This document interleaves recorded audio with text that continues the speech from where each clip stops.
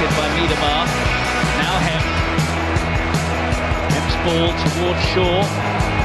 Collected by Park, who's turned and hit. Is in for an absolute stunner.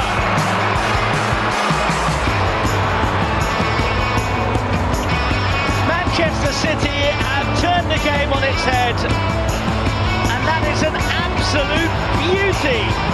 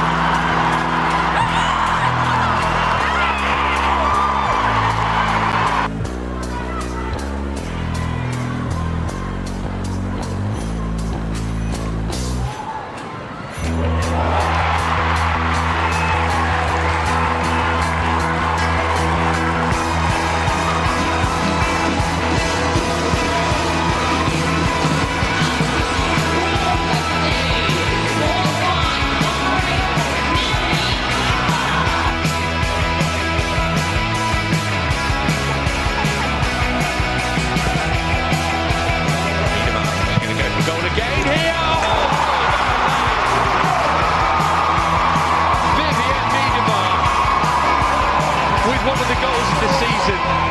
That is a thing of beauty. What a way to give your team the lead.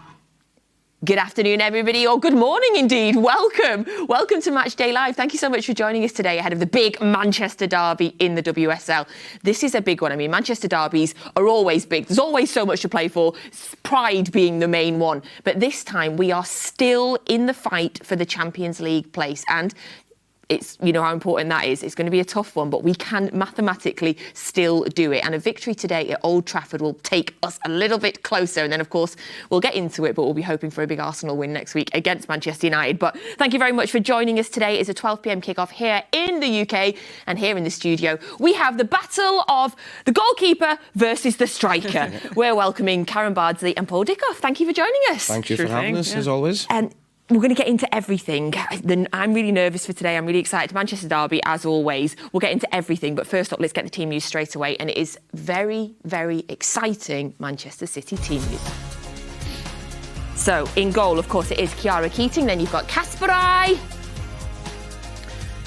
Gracie Pryor. And there you go. Alex Greenwood is back. She is back. And we're all very, very excited about that. Leia Alexandri, Yui Hasegawa, Laura Coombs, Jess Park, and there you go. I told you it was exciting. Lauren Hemp is back. And then leading the line, Carolyn Nicoli. So extremely exciting news there. They are back. Of course, they both came off the bench last week, but Alex Greenwood and Lauren Hemp are back from injury. Perfect timing for today.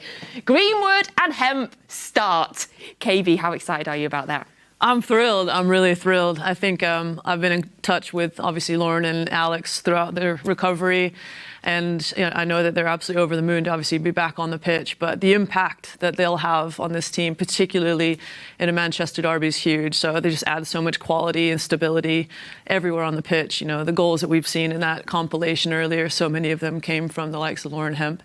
And that stability and distribution from Alex Green was just what our back line needs. So welcome back. I feel like it's a real confidence boost as well, just for the team, Paul, for the last two games of the season, knowing that we're still fighting and it's a Manchester derby, to just have them back. I feel like the boost, the mood boost is so important as well. It is, and like Karen said there, the effect that will have on the rest of it, not just the team, the squad, and the Man United team as well, because they'll be looking at that. You know, Alex's leadership's there for everybody to see. We know we want to play out for the back. She's fantastic at doing that. And Lauren Hemp, for me, is probably one of the best players, if not the best attacking players in the league. So to have them back today in a huge, huge game is massive for everybody. So if we're looking at that defence as well, so obviously we mentioned that Alex Green would come back into the centre of defence, the leadership qualities that she has as well. I'm really excited for Gracie Pryor. You know, she's done so good since she's stepped up, but to have the opportunity now to be learning and playing next to Alex, I think is so incredible for her. Yeah, you've hit the nail on the head in terms of the stability that Alex brings to that back line and the experience and leadership. You know, she's played on the biggest stages, and for a young player to kind of learn from someone like Alex is going to be massive in terms of that, you know, partnership, developing, you know, the relationship between them in terms of the spaces and the distances as well, but helping manage the emotions through the course of a game, you know, like the derby as well, with what's on the line for Champions League qualification. So, yeah, I mean, you have to give credit as well to Gracie Pryor. You know, she's absolutely stepped up when she was kind of thrown in the deep end, and her quality shown, you know, a product of the academy as well. So I'm really pleased to see how well she's kind of grabbed the opportunity. But I mean, she'll be so happy just to be playing alongside Alex Greenwood again. I think it's a huge boost for her as well. You know, Alex coming back in, she might have thought, being the younger one of the back four, that she might have been the one that was going to miss out. So it's a huge vote of confidence from Nick, and as you said, playing alongside Alex, it's only going to make her better, not just for the last few games of the season, but in the long run as well. And you've got that natural balance of right and left as well. So yeah, I think a nice compliment. Yep. And I realise in my excitement about Alex Greenwood being back, I forgot to mention, of course, Laio Arby is also in the starting 11 today. Yeah. Please forgive me. She's just been, I mean, for her, for Alexandri, the consistency, and for Kerstin, the consistency that we've had in the back line, thankfully, because of they have, you know, stayed fit for the majority of the season. You know, they've been incredible servants to the club as well, so please forgive me for forgetting that.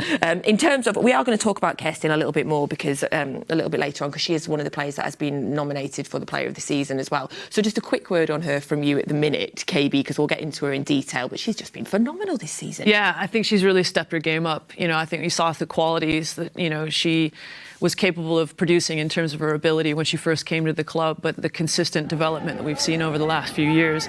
You know, she really likes to get forward, support the attack. She can put a wicked ball into the area, but she also gets into the box to finish off any sorts of crosses or attacks as well that you see here. You know, and it's simple finishes. She knows where the dangerous areas are. And listen, we're gonna preach about her later in the show. But you know, the fact that, you know, she's really got the engine as well, that she can get up and down the pitch. She's a real positive, you know, she makes a real positive impact in the squad. She can drive, as you see here, breaking lines and you know, combining in central and wide areas. So she's an all-round threat, you know, and that's exactly what City like. They like an attacking fullback, don't they? I think the injuries we've had as well, she's took it upon herself to sort of be the leader in that team as well. Not just with the ball, but without the ball as well. And you know, it's well documented, the injuries to Bunny, to the whole team that we've had this season. But she's, for me, seems to be the one that's really stood up and started being a leader in there and let everybody know that she's there. And she's been quality ever since she's came to the club. Yeah, couldn't agree more, Paul. And the last time we played United in the Cup game, where we were beaten here at the Joy Stadium, due to the injuries that happened on the day, of course, when Mary Fowler injured, towards the end of the game, Kerstin was the highest player up on the pitch. Like, was like, I can play anywhere. You can play at any position. Like, I was so thankful that we had her that day. Yeah, but I love the fact that, you know, she's got the authority and the freedom and the license to go and do that as well, because I think, you know, you don't want to, you know, put the reins on someone that has that natural ability and the desire to get forward. And, you know, she's got the quality to obviously score goals, as we've seen. So, you know, I think Nick's really brought that out of her as well since he's come in. This season, of course, with the injuries as well, we've seen, we've been lucky to be able to have some of the consistency that we've had in the midfield as well with Yui Hasegawa, who continues again. She's another player we'll talk in detail a bit later. But she's going to be playing alongside Laura Coombs as well, who again, I mean, I say this with the greatest respect, Karen, at the further end of her wonderful career, she's had a great season. No, she has, and she's, again, to Paul's earlier point, stepped up and made a massive impact. You know, and the versatility thing, I think, for me, is the amazing thing that I've seen really flourish from her this season, because she can play in the 10, she can play in the 8, she can play a deeper role. But the thing is, she's always working so hard off the ball as well. Does the simple things really well. She's not going to be super flashy, but we've seen her add some absolute crackers, you know, in terms of volleys and bangers that she's scored over the years as well. So she's got that in her locker as well. But, you know, she's stepped up when the teams needed her. As has Jess Park as well, of course, Paul. She got the really important goal, obviously, against Leicester last week as well. I love Jess. We were just talking off camera about her. Not just her bubbly nature off the pitch, but what she brings, enthusiasm, the quality on the pitch as well. You know, we done. I was not amazed, but how grounded she was as well. We done the podcast with her earlier on in the season, and she was amazing. You can tell she loves playing football. She does a lot of it with a smile on her face as well, and she's got real quality, and she can always nip in with a goal as well. And some of the goals she scored this season have been outrageous, really. Yeah, I love that finish from her. I mean, and that ended up being a tricky game and such a key 3 points for us as well. Look at that as well. Can we just have a moment there for the ball? Hello, welcome back. Thank you. Love that. Quickly before we move on, top end of the pitch, obviously we know the situation with Bunny and the situation with Mary. You know, gosh, we send them all the best wishes in the world. So Caroline Nicoli will be up top as well, obviously joined a little bit earlier in the season. What have you made of her so far? She's been, so great to watch. I think the instant impact that she had, particularly I think against Chelsea, but you could see here, in the game in the WSL, the constant threat she offers in behind with her speed, it makes the back line want to drop off, and then that opens up the space in front for her to just have a cheeky touch and then just, fake Millie Bright into thinking she's going to try to get in behind her. So it's a really composed finish across the goal, isn't it, Paul? It is, and I think it's full credit to her, because obviously she's come in the middle of the season, different country, everything else, and she's settled in really well. And she's got that real quality. That's a great finish. Mm-hmm. People say it's been through the legs, and she's meant that. She's just waited for the right time. She's not panicked. She took her touch, she steadied herself, and she just placed it into the corner through the legs. It's a real striker's goal. Yeah, phenomenal. And just in terms of the teams as well, just in case you're just joining us, starting 11 on your bench there, but also the good news for City that Laura Blinkhill-Brown is back, as is Aba Fagina, who's also on the bench as well. So that is wonderful news for City. But Caroline Nicoli and the others are going to have to really be on it today, because, of course, Manchester United have the best defence in the WSL. I think they've conceded 9 goals all season, so they're really going to need to be on it today. Right, we're going to head over now to Old Trafford, where we got to catch up. Well, Sam Cox was the lucky one that got to catch up with one of our absolute favourites. He's with Izzy Christiansen. Izzy, thank you so much for joining us at Old Trafford. It's a big one today, isn't it? Yeah, massive. Always is a big game, Manchester derby. Pitch is looking lovely. I think that both teams, there's a lot at stake, so I think that adds even more spice and intensity to what is already going to be a brilliant game. So, one for the fans today, but for the players, a big focus required in order to get the job done. What are you expecting today? Obviously, City know we have to win. Does that almost help us knowing that there's a clear outcome, clear objective today? I think that it is a must-win game, but I think also the prerogative in football is to win every game you play in anyway. So from that perspective, it's just the same thing again. I think Man City come into this game looking strong. I think that they're finding a really nice rhythm.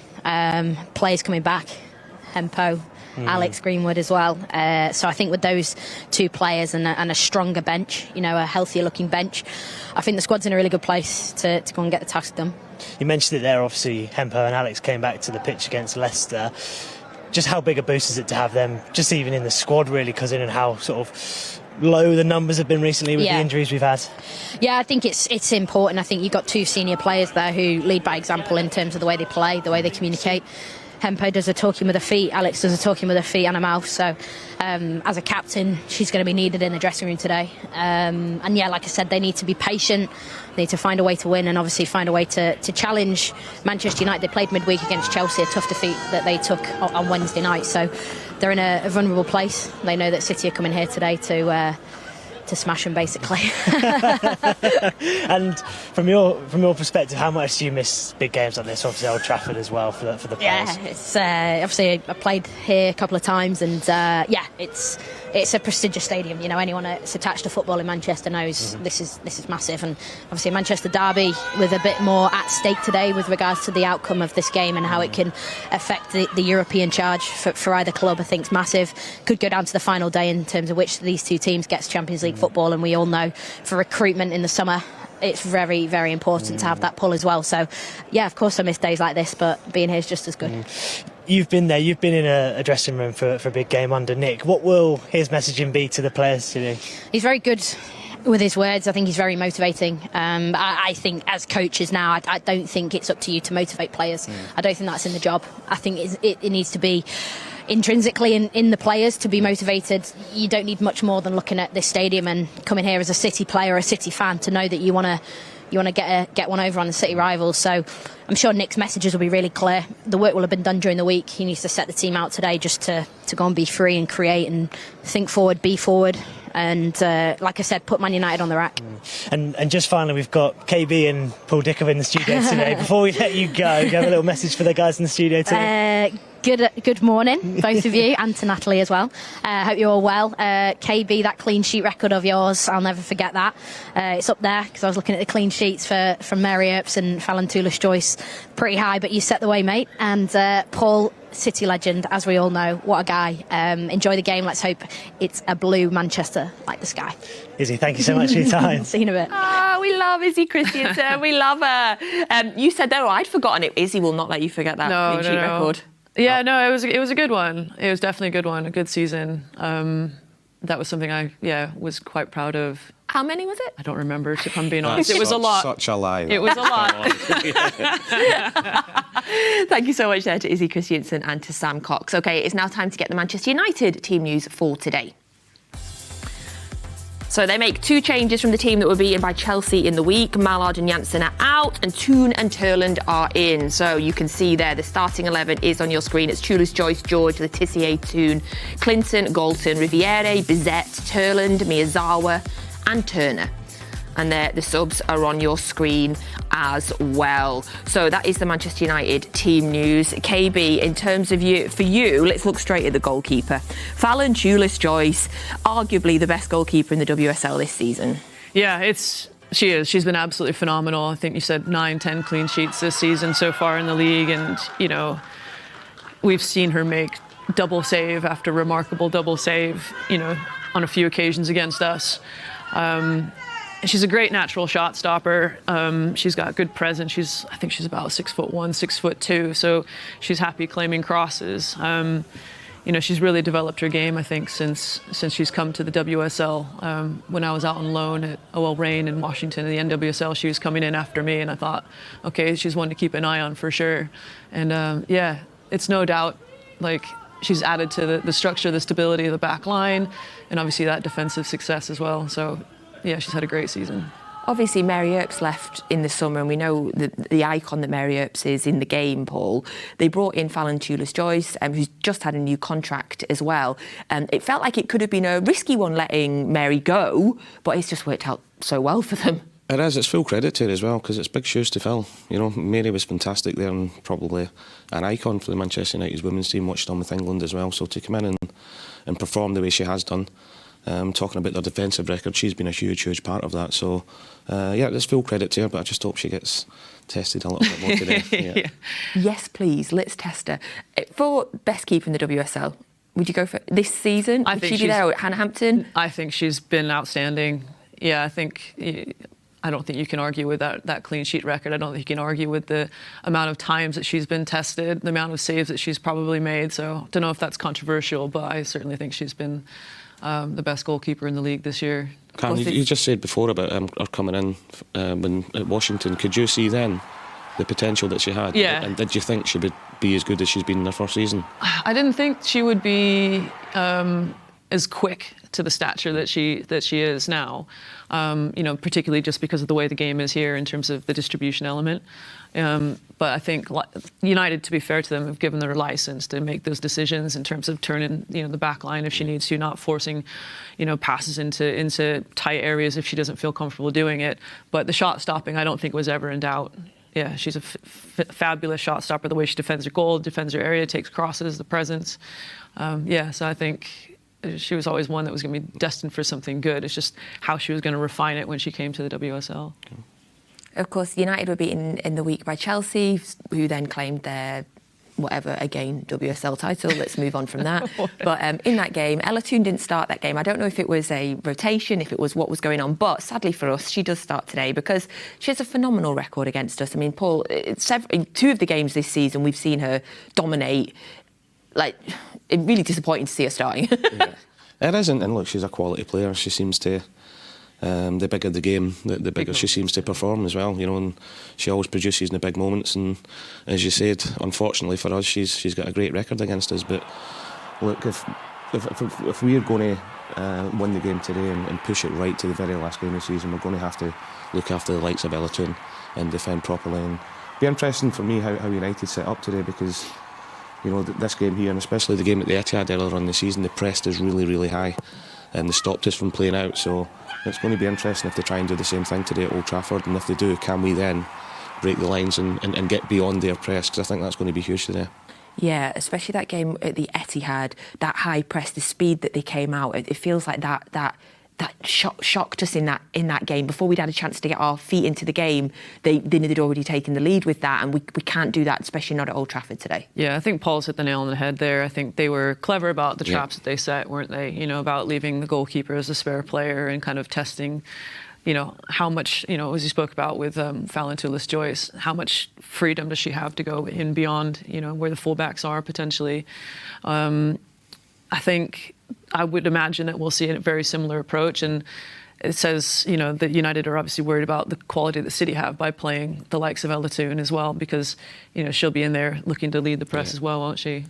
I think it's important that we do play over the press today as well. I know the philosophy all throughout the club is to play out from the back, but United showed, especially the first 20 minutes at the Etihad, they were all over us, the press properly as a team. But I think Kerlin being up top as well, it gives us the opportunity to go in behind if they are going to put the high press in. So I can't see us going long all the time today, but I think it's going to be important that we mix it up a little bit. I think cause them some problems and ask them the questions about when to press us and when not to. I agree. I think the midfield rotation is going to be important around who gets on the ball, because I think United will be expecting it to go through Yui the whole time, won't it? So rotating the likes of Laura Coombs, you know, the Alexandria as well, making sure that it's not as predictable, I think, as maybe it was at the Etihad, is going to be really important.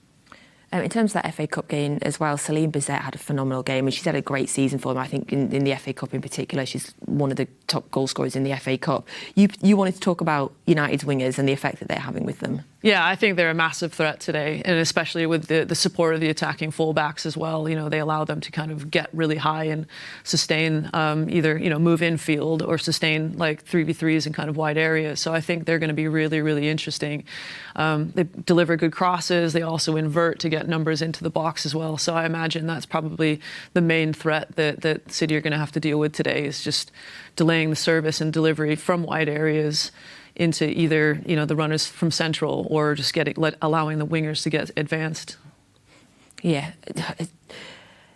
I think this United team have really progressed over the last couple of years, and when you do look down at some of the names on the team sheet now, there is some frightening names down there for us. But I think back to the game that we had against Old Trafford when we played them last season, and we absolutely dominated them. They have a really bad record at Old Trafford from the times that they've played there. And I remember I interviewed Mark Skinner after the game last season and talked about the way that they feel the pressure when they go to Old Trafford, because it's Old Trafford, and so many of them, you know, someone like Ella Toone, who's been a Manchester United fan a whole life. How do you think that, in terms of them playing at Old Trafford today? I mean, I'm hoping that's, again, going to go in our favour, Paul. Yeah, I think it will. There's a lot of pressure on them. There has been, you've seen the record at Old Trafford, they're obviously feeling it, but I think more so today. You know, because if you look back a few weeks ago, it looked as if we had no chance of catching them. We were out the Champions League places completely. So the fact, if we go there today, I think all the pressure's on them. I think Nick can go out and tell the girls just to go and play with a lot of freedom, whereas from United that question mark's going to be in the back of their head, because they thought Champions League was done and dusted a few weeks ago. The fact if we go there and win today puts so much pressure on them at Old Trafford in front of everything else. And Old Trafford's a massive, massive pitch, we all know that. And it's difficult to press teams when you're playing on a pitch that size. If the pitch is a little bit smaller and the stadium's a little bit smaller, the whole thing seems more condensed. But when you're at a beautiful big stadium like that on a big pitch, the pressing's got to be bang on, because you can leave yourself wide open. And I think that they've been punishing that in recent years when they played there. Yeah, couldn't agree more. Everybody thought they'd been on such a phenomenal run, but their last sort of 4 or 5 games, I was at Anfield when they played Liverpool, who completely outplayed them, and since then their records been going down, and there is an opportunity for us. Of course, it's tight. It is tight. We need to beat them today. If they draw today, they get into the Champions League. We need to win today, and then we need to hope that Arsenal do us a favour next week. And of course, keep in mind that Arsenal are through to the Women's Champions League on the 24th, so they'll have a 2-week break after the game, which for me, KB, I'm just saying, I would be resting anybody, because I'd want them as match fit as they could be for the Champions League that's 2 weeks later. So we're still in it, everybody. We are still in it. So we're going to go back over to Old Trafford now, where Sam Cox is with our manager, Nick Cushing. Nick, here at Old Trafford today, just first of all, your sort of feelings ahead of the game today. Yeah, I'm excited. It's an important game for us. It's a game that we know we need 3 points to give us the best chance of qualifying for Champions League. So it's going to be a good atmosphere and a really important game.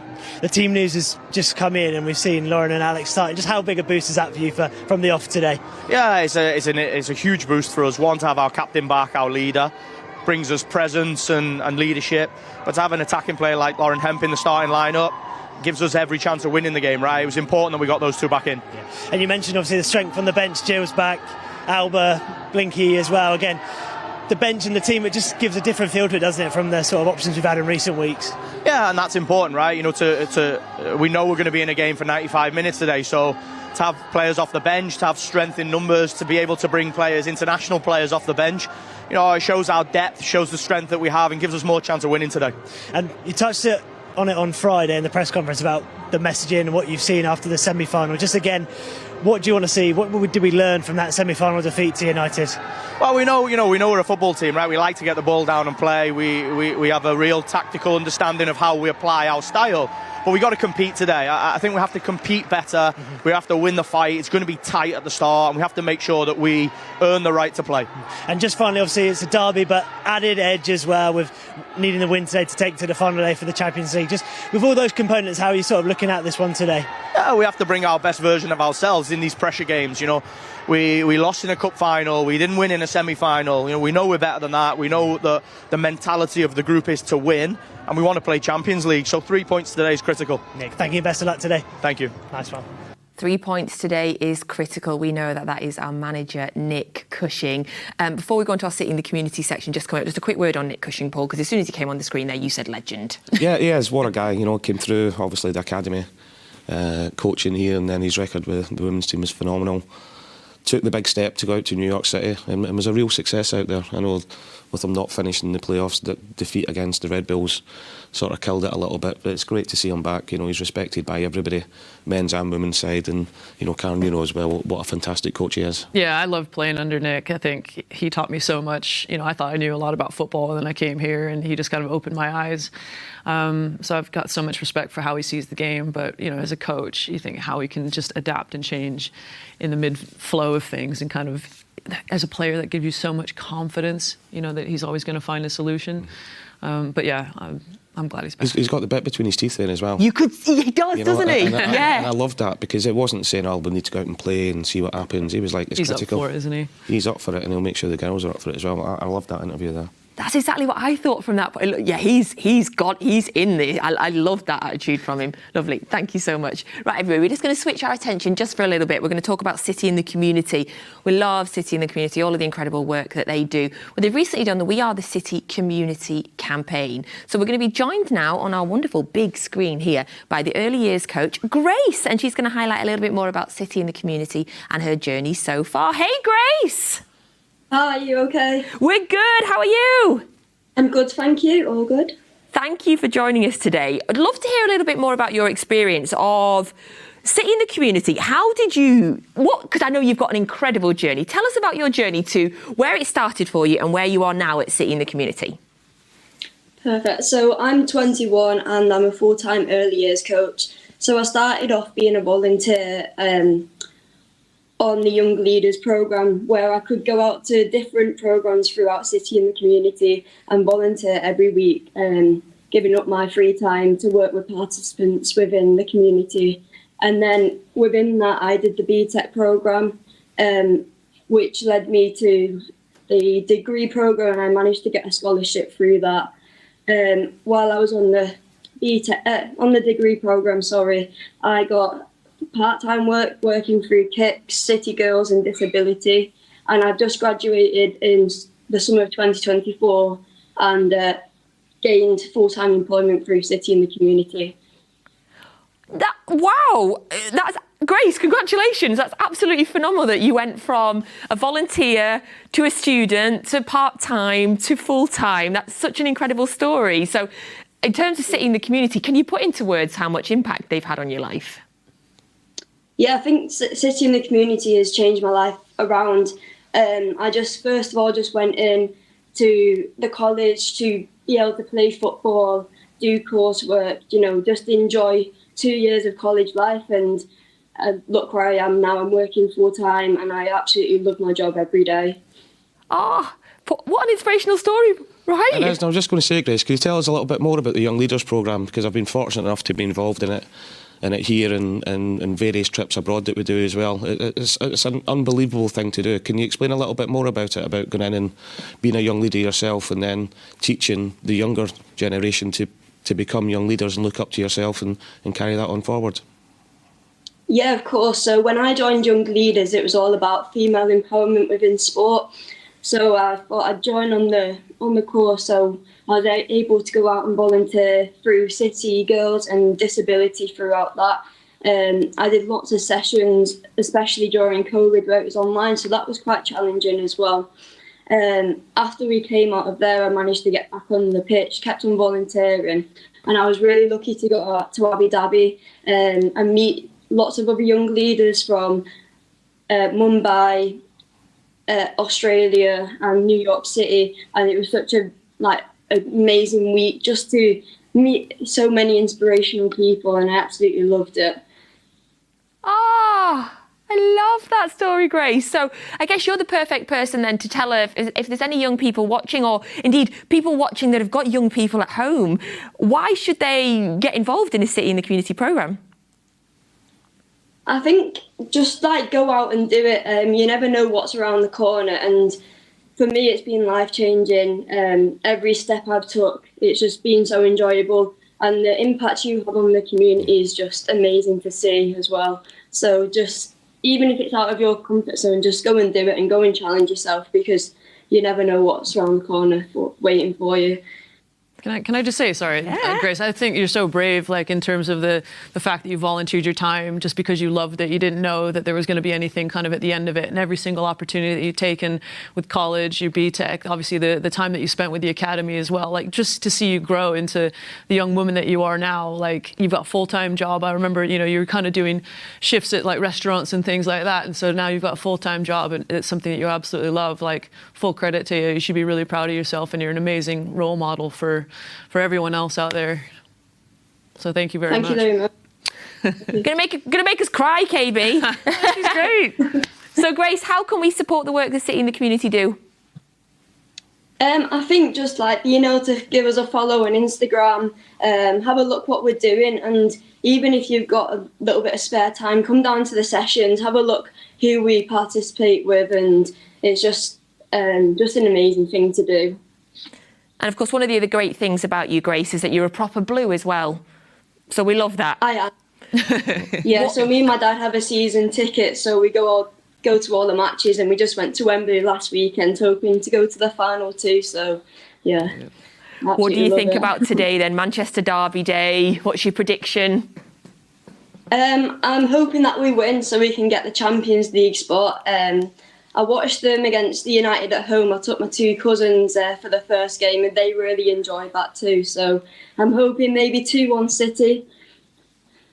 Yeah. We'll take that. Yeah, we'll take that right now. I'll be nervous, but we'll take it. Grace, thank you so much. Send our love to everybody at City in the Community. Thank you for all the incredible work that you continue to do. It's been really lovely to speak to you today. Well done, Grace. Yeah, well done, Grace. Thank you. Thank you. Thanks, Grace. Thank you so much. See you soon.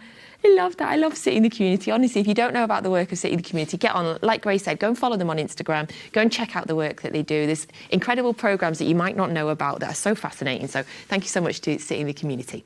So we're going to have a little look now. You'll know by now, of course, I'm sure you're all members of City Plus. If you're not, you should be, because not only do you get the Academy Games and the incredible commentaries, you get a sensational range of documentaries that are made by us, made by City Studios. The latest one our team have been working on is around the rehab and the return of Jill Roord. Of course, she's on the bench today. It's been a brilliant season for her, but this is a sensational documentary. Take a look at this.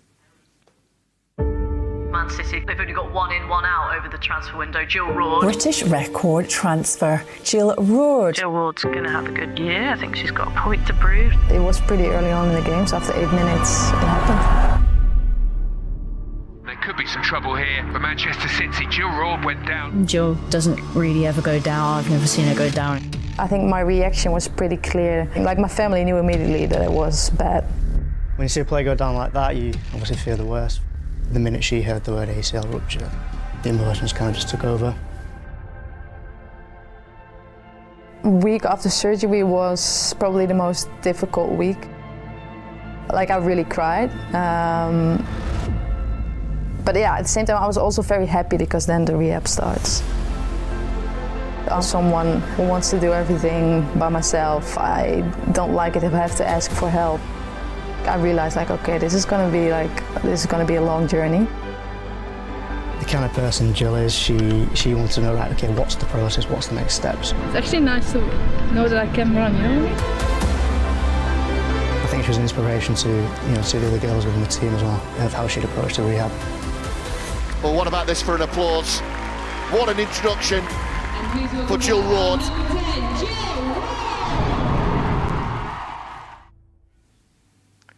So you can get Jill Roord's Road to Recovery on City Plus now. And what a sensational return it's been, of course, since she came back from that injury. 24 times she's played this season since returning from injury. To be out for that long term that she was out for, Paul, and to come back and have had the season that she's had, it's even more impressive. I think it tells you, we all know about the quality when she came in and the experience, and it was a big thing at the time, but it shows you what her mentality is like. Because look, to be out for that long, and you can just tell a little snippet in the documentary there that the work she's put in, not just with the physios, but she's saying she wants to do everything herself.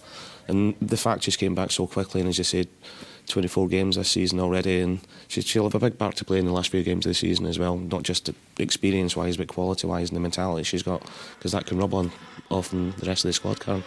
Yeah, it certainly can. I think she's obviously a big miss when she went down. She had so much, goal contribution to the attack, and gave the opportunities for someone like Jess Park to step up and take over that helm. And the way she links up with Lauren Hemp, it's nice to see that Lauren Hemp is back as well. And if Jill gets the opportunity to get on today, then it'd be great to see that link up down that left-hand side again. But she's a phenomenal talent. Her football IQ is unbelievable. I remember when she played it. I think it was the Manchester Derby last year at Old Trafford. Clutch goal going through the legs of the defenders, and you mentioned this earlier, Paul, that is 100% deliberate. So quality on and off the pitch. I remember speaking to Tom, the physio, in that documentary you saw there, about the process and her mentality and the way she wants the level of detail. She's so committed to every aspect of whatever it is that she does, whether it's rehab, whether it's a preparation for a match as well. So welcome back, obviously, to Jill. But it's a phenomenal documentary. If you haven't had the chance to watch it, it's really inspiring. It's just a nice look behind the scenes as well. Her mental resilience must be insane, but I mean, same as any footballer who's had a long-term injury and comes back. Did either of you ever have a long-term injury and have to? Luckily enough, I wasn't too bad. The little niggles towards the end of my career. I was like 37, 38, 2 discs removed from my back. Oh, yikes! But that was wear and tear and everything else. But I joke, I was 5'10" before they removed it. I was just going to say, you got to get it before I give it to you, don't you? So, it's dropped me down to 5'2" now, I think. To get it. I was very fortunate in that sense. But obviously, a lot of teammates, you see the pain, the anguish they go through when they are out for a long time, because it can be a really lonely place for them. It's important that the rest of the squad pitch in as well, because when you are out injured and you're on your own, you can feel so far away from it, and it can really get to you. So the support network you get from the staff and your teammates is hugely important as well. I think it says a lot about the team and the camaraderie and the togetherness of this squad, because they really did get round Jill, and you could still see it to this day. I think that's one of the strengths of this City team, is that they all love each other to bits. Like, they're so together. But yeah, I've had my share of long-term injuries, and they are horrible. So it's great when you see a real success story like Jill's. Of course, Jill was out for such a long period of time because she did her ACL injury, and that's seems like a really common conversation that we started to have in women's football. Of course, Mary Fowler currently out with an ACL injury, and we wish her nothing but good health and speedy return, and we cannot wait to see her back on the pitch again. But there is a big debate in women's football right now about ACL injuries. FIFA have recently announced this week that they're going to be funding specific research into this, and they're going to be looking at the hormonal fluctuations during the menstrual cycle that they think could be contributing to it. And I know it's something that we've all talked about. We were speaking and we looked at the stats just before we came on. 8 of our squad have had ACL injuries in their careers, 3 of them during their time in this squad. KB, it just seems to be becoming. I don't know if it was always like this, or it's the fact that the women's game thankfully has so much more attention now, but we seem to be talking about ACL injuries a lot. Yeah, it's a funny one. I think in my own personal experience, fortunately, I've never had to deal with those 3 nasty letters, but when I was younger, I saw quite a lot of girls go through it, and it was something that was never kind of highly publicized. So first, I'm really thankful that, you know, attention is being brought to it. I think it is more common now because it is in the mainstream media and in, you know, topics of conversation like this. But importantly, now that we are there, it's, you know, making sure that the research and things like that is female specific, you know, in every aspect that could potentially influence, you know, the prevention of these types of injuries is so important. But I think it's actually becoming, you know, a bit more prevalent in the men's game, correct me if I'm wrong, as well, because we've seen a lot of incidents of it this season. So does that speak to more of just how the game is changing more generally, faster, more change of direction, things like that as well? But for me, I think, yeah, the research is where you start, because you got to educate, you know, the workforce, the way people train, the medical staff, et cetera. Like, the players have to know why these types of interventions are important. So yeah, I'm glad that the research is finally coming. And I know that City are obviously doing a big element of that with, you know, PhDs and research into menstrual cycles as well. So it's good to see that we're, you know, at the forefront of that. Yeah, the research that's been done so far suggests that the female footballers are 2 to 6 times more likely to suffer an ACL injury than their male counterparts. And obviously this is something that is affecting women at all parts of the game, but also some of the world's top players are suffering from this. If you think, obviously, Viv has done her ACL before, Beth Mead, Leah Williamson, Sam Kerr, some of the greatest footballers in the world have suffered from this as well. So it's really great, Paul, that FIFA are now stepping in and doing research. It's fantastic, but it's about time it was getting done as well. And, you know, as you say, is it more prominent? I don't think there's a right and wrong answer at the minute, which is why the research has to happen. You know, we're saying there that it's always happened. I genuinely believe the exposure that the women's game's getting now is fantastic, is bringing it to the forefront a lot more. I've read a lot and I've spoke to a lot of people about it. Is it the pitches? Is it the boots?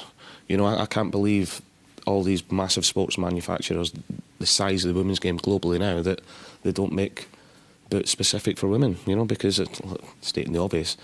Male bodies are different from the female bodies, and the fact that they're wearing male boots or men's boots all the time, is that a factor in it? Is it the harder grounds? There's so many different things to go into it, but I genuinely believe that it should be female specific, whether it's the boots, whether it's the training. Is the sports science the same in men's football as in women's football? Does that have to change a little bit? I don't know.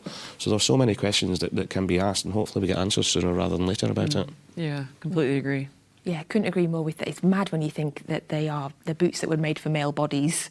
It's crazy. And also, like, the pitches is such a great point as well. I wonder if that plays into it, because we are blessed here at the Joy Stadium to have the best pitch in the WSL. You know, we are blessed, but we see when we go on the road and in Europe, the standard of pitch. I mean, KB, you tell us the standard of pitches.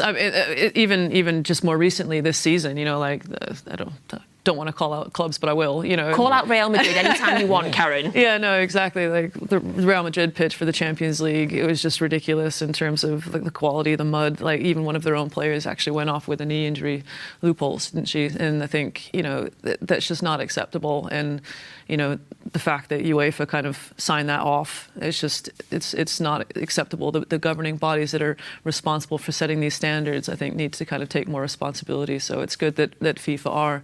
But yeah, to your point, boots, you know, designed specifically for the power that men generate, the way they change direction, et cetera. So I think, yeah, female-specific research is important, but they need to really just raise the level across the board of everyone playing in the women's game. And it's great that they're doing it now, but as I said, it should have been done maybe a little bit sooner, and hopefully they could come to the right answers in the end. Yeah, in terms of what we do here at Manchester City, just, you know, I think it's really, really fascinating as well. All the players are given daily pelvic health reviews, and they get specific female athlete one-to-ones. And, you know, for our male viewers, or for people that might not know, of course, when women are going through a menstrual cycle, the ligament laxivity, so the stretchiness of your ligaments, changes when you're on your period. It just does. So it's something that we need to talk about, and we need to look at the effects. So FIFA are looking into that now. As we say, boots would be nice, better quality pitches would be nice, and just things have to change for the women's game to continue to grow at the speed that it is, KB. Yeah, no, it just frustrates me, I think, sometimes, because people that make the decisions at the top, you know, in that room, don't necessarily always see it as something that's viable and commercially, you know, worth investing in. Whereas if you flip it, it's a massive opportunity to do so. And I just think, like, until that attitude changes, we're always going to be, like, second best, if you will. So I just think that particularly grinds my gears a little bit. But But I've seen that firsthand research that's actually going on here, with blood profiling as well in terms of recovery. So that approach, the innovative approach, is kind of embedded into Manchester City, and long may it continue. Thank you. I really enjoyed talking to you about that, and the research is fascinating. Do go have a look online as well and look into it. It's really, really fascinating. Okay, so we have the WSL today, and then a big game, and then tomorrow another big game, this time for the Academy, because congratulations to them, they are through to their second successive season in the FA Youth Cup final. It's a tongue twister. So unbelievably pleased for them. Of course, we saw them lift the trophy here last season. Well, this year they're going to be travelling tomorrow to Villa Park for the final. Best of luck to all of them. Obviously, the pinnacle of youth competitions. We're so incredibly proud of them. So we spoke to boss Ollie Rees and defender Caden Braithwaite ahead of the final.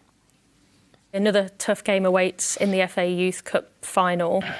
Are you and the team using last week's triumph kind of as motivation as you prepare for the final? You could see by celebrating this game, the way they celebrated was incredible, and I think you have even more. You can have even more the feeling now that they're hungry to win this game, also to win this title. Also, the game story of the game story was for us the best preparation we can have for the final on Monday, because we had so many tough situations in this game we've never had before.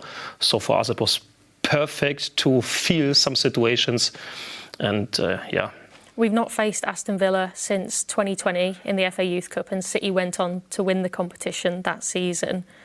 Perhaps a good omen for us heading into the final. What do you expect from them? The supporters, the crowd behind them, to create an atmosphere which should be advantage for them, but at the same time it is a bigger challenge for us, and we want challenges to prove ourselves. So yes, this will be probably maybe the two at the moment best under 18 teams in the countries. The journey to the final, I think, has been unbelievable. I think we've come against some good teams, and we've done very well. I feel like we've made teams look not as good as they're supposed to, but that's down to our quality as well. But yeah, I think the final will be a great day for us, hopefully. And it's your first FA Youth Cup final. Is there anything in particular, speaking to other lads who were in the team last year, that you're particularly looking forward to? It's just a great test to see where we're at in our journeys. I think from now to the end of the season shows how much we've maybe matured as a team, or what we still need to improve on going into next season. But yeah, I think it'll be a great challenge for us, and hopefully we can come through it. And City have an away end at Villa Park, hopefully bringing lots of noise.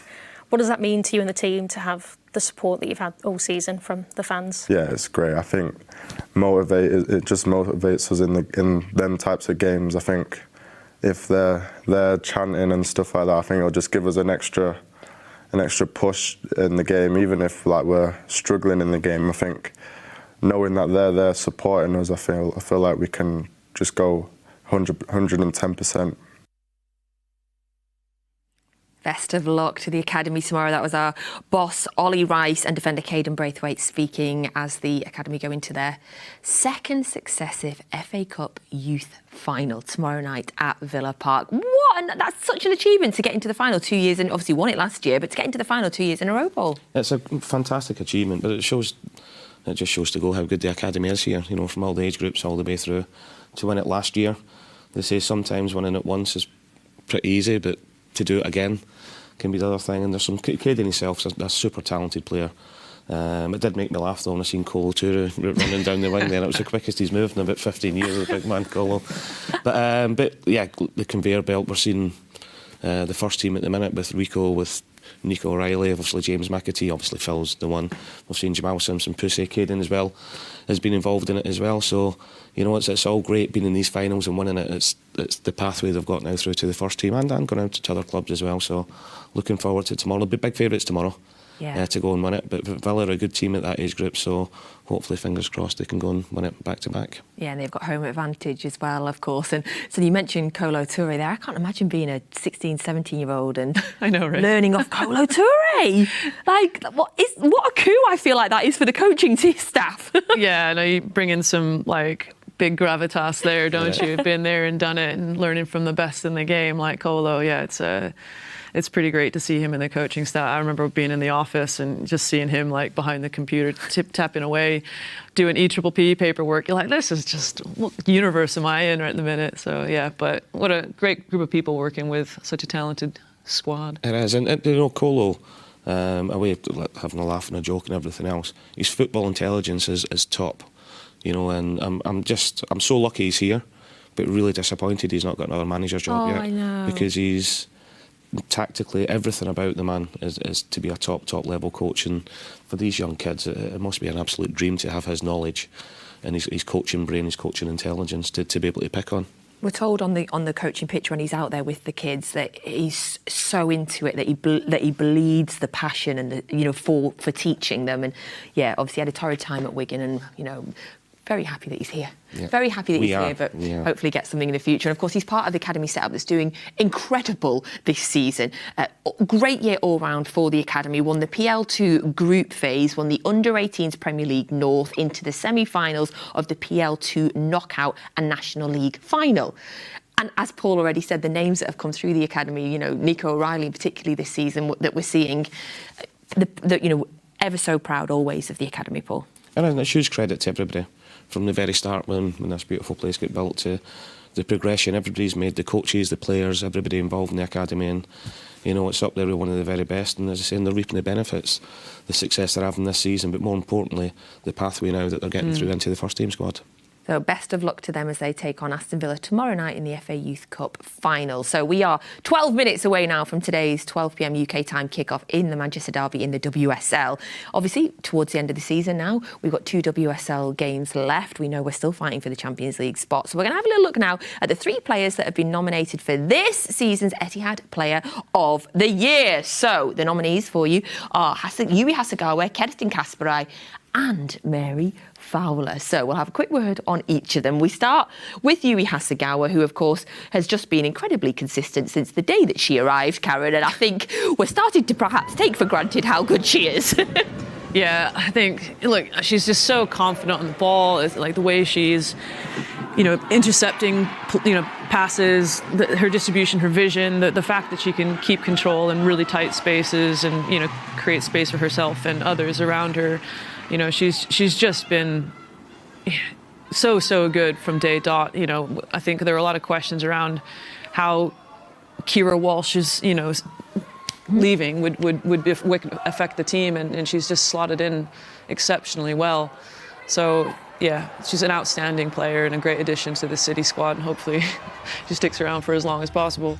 Yeah, so she's the cog that makes everything tick, isn't she? And they talk about how fantastic she is in the ball, but her positional awareness defensively is fantastic. I've seen a couple of clips there where she's just in the right place at the right time, and that's an art in itself. When teams are trying to play little through balls in the middle of the park, she just breaks things up, and then the quality in the ball to let everybody else go and play again. A little bit like Rodri. She sits in front of that back four and she breaks things up, and she goes and allows the Hemps and everybody else, the attacking players, to go and play, and she's so happy that just doing that job in there. I just think our recruitment team that have been, the amount of players that they've found that have come from Japan is just incredible. And actually at half-time, we're going to tell you about a new documentary that's coming up all about the arrival of our Japanese players, which I cannot wait to see. So Yui Hasegawa nominated for the Etihad Player of the Season, as is Kerstin Kasperai, everybody's favourite. Absolutely love Kerstin on and off the pitch. This season in particular, when we mentioned it earlier, it really feels like she has become one of the senior pros of the team. She has stepped up and led at times when we've really needed her, covered the whole pitch. I mean, I just don't think anybody could have any negative to ever say about Kerstin. No, I think she's great. I mean, add her Instagram captions and she's just the complete picture, isn't she? Because the thing I really like about her is how much she loves playing for Manchester City as well. She loves the derbies because she can just give it the big and, and But look, on the pitch, I think she's really developed over the last few seasons here. You know, she came as quite a youthful talent, you know, maybe needed to tidy up a little bit in her decision making, her technical distribution going forward, but she's really taken the opportunity to be here at City with both hands, and she's just applied it in every single aspect. She gets forward, adds goals to the game, you know, the defensive security, stability, she likes to tackle, she's got a great engine, she's got it all, and she's just so willing to do everything she can for the team. And like I said before, I think the most impressive thing about her this season is when we have had the injuries to key players, that she's been the one that's really stepped up and took the mantle and been the driving force in there, you know. And she's fantastic without the ball, but with the ball, you know, her driving forward, the important goals she scored as well, and you know, her personality as well. That's there for so everybody, funny. On and off the pitch, and you need that in every squad, don't you? Yeah, for sure. You definitely need a character, don't you, or two? Love her, absolutely love her. So she's also nominated, and then our third nominee for the Etihad Player of the Season is Mary Fowler, the absolute superstar that she is. Goodness me, how popular she is, particularly in Australia. You know, she's an absolute superstar, and this really feels like, to me, Paul, that this has been her breakout season in a Man City shirt. She has. She's been absolutely outstanding, whether she's played wide, whether she's played through the middle, right foot, left foot. Some unbelievable goals, some great assists as well. And I think, you know, people forget she's only 22. Yeah, she's still, you know, she seems to have been around for ages, because I think she made her debut as a 16, 17-year-old in Australia. But she's really, I think she struggled when she first came in a little bit, didn't she? It took her a little while to settle. But this season, with Bunny being out and Lauren being out as well, she's really came up to the fore and became such an important player. And some of these goals are, you know, you could have a goal of the season reel just on Mary herself. Honestly, it's unbelievable, isn't it? Like, for her, it just looks effortless. Yeah. You know, I think that's what I really like about her, and I think that kind of translates from the person that she is off the pitch. You know, she's very nonchalant, you know, but she'll take a moment. You know, that was a pivotal goal as well, like huge moment for Manchester City and Mary that I think really kind of sparked a lot of confidence. You know, but the impact that she had in the game at the Etihad as well against Manchester United in terms of putting a ball into an area, like, she's been versatile. She's had to play in the central role when obviously Bunny got injured. You know, she'll move out to the right, out to the left. She'll do anything again for the team, but she's just come into her own, I think, particularly in this later half of the season. It's hard to tell what foot she kicks with. No, exactly. You know, and it's just, she's got such natural ability. She's so comfortable on both sides, and she's been an absolute star this season. It's just a shame, obviously, she's picked up the injury, and obviously we wish her all the best going forward. Okay, so I'm going to push yous. So, I'm sorry, KB, you know what's coming. I'm sorry. It is really, really hard. But if you're casting your vote, who are you going for? It's so difficult. I think you look at these three and you think consistency. You think, okay, tragic way, you know, the season's kind of ended for Mary, but what an impact she's made. And then for Kirsten, you think, okay, over the course of the season, she's developed so much. I think if I had to pick one of the three, which you've asked me to do, I think over the course of time, the development that Kirsten's made and the impact that she's had, I'd probably have to pick her, but it's so close between Mary, I think, as well. Paul? No surprise, I'm going to go with the forward. Yeah, I figured you would do. Absolutely. Yeah, Mary, I just think she's been fantastic. And as I said there, you know, whether she's played off the right, played off the left, played through the middle, she's looked comfortable in everything that she's done and came up with some massive goals and massive assists. I mean, they've been really needed this season, so I'm going to stick with the strikers union, forwards union, and go with Mary. And you know, I said to both of you didn't have a choice, you had to pick one. Well, I'm not going to apply that to myself. I can't choose. I am bang in the middle of Mary and Kirsten. Like, and I just think it's really hard to split the two of them. So we'll, as a studio, we'll sit on the fence. Yeah, we'll sit on the fence. But what do you think? You can vote now. So get yourselves online now and have a vote on who you think is the Etihad Player of the Season. So oh my goodness, 5 minutes. It's 5 minutes till the Manchester derby. Everybody breathe. The players are in the tunnel. Oh my God, this is the point where my stomach starts going nuts, guys. Okay, KB, prediction for this. Although I feel so much better seeing Alex standing there at the front. I'll be honest, Grace took my prediction earlier. I was going to go for a 2-1. She's pinched it from me, so that was my that was my thought. As in, I'm usually good with predictions, but I actually don't care today. As long as we win, I don't care what the score is. It can be 2-1, 3-1, 5-4, 6-4, 1-0. He's always got the best answers. He really does. 3 points today. That's all that matters. No, that's it? very true. That's so true. Unbelievable. Thank you. Thank you so much to both of you. Okay, it's the Manchester Derby now. We will be back here at half-time, of course, and at full-time as well, where hopefully we're talking about City being a little bit closer to maybe getting the Champions League and having another win at Old Trafford. So over now to our commentary team. We'll see you back at half-time.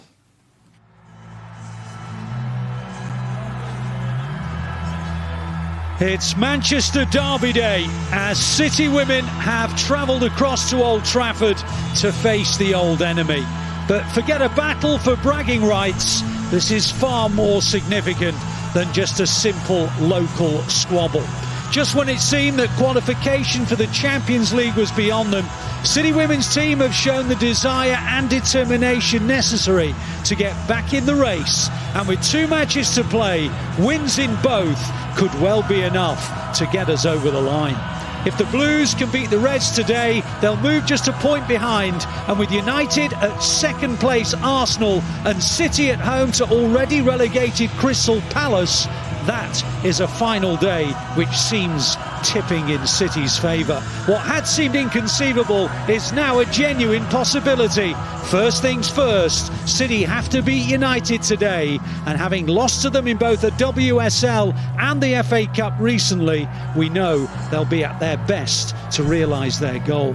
Well, United lost their game in hand in midweek to Chelsea, and they've now hit the buffers at just the wrong time, 7 points from their last 5 games. There are 2 different to that home loss. Elizabeth Turland